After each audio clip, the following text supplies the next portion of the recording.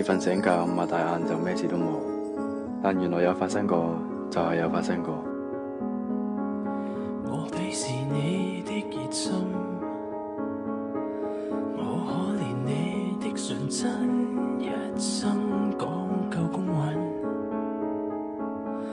但是那公允卻對你兇狠。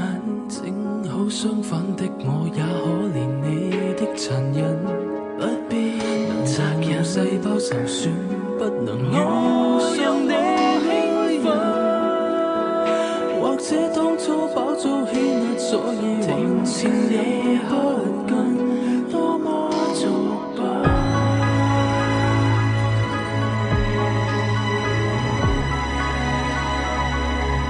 多麼作弊。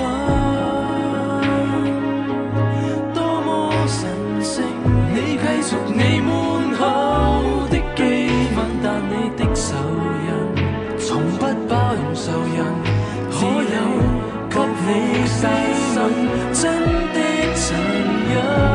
你也真宣布，就是有些人甚至你都要分，不必再望世界每日更好，世界每日在變好。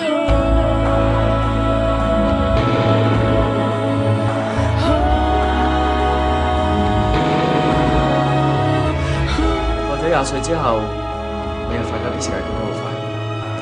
大話時間多。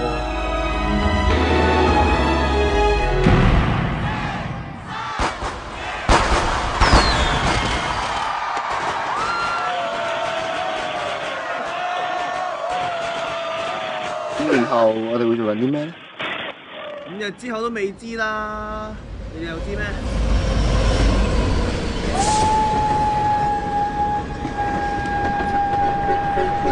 你的恨意這樣深，黑色就像釋放一場風，雖然與我害了人，自己黑色首先黑色只敢與我在所爭，這種人生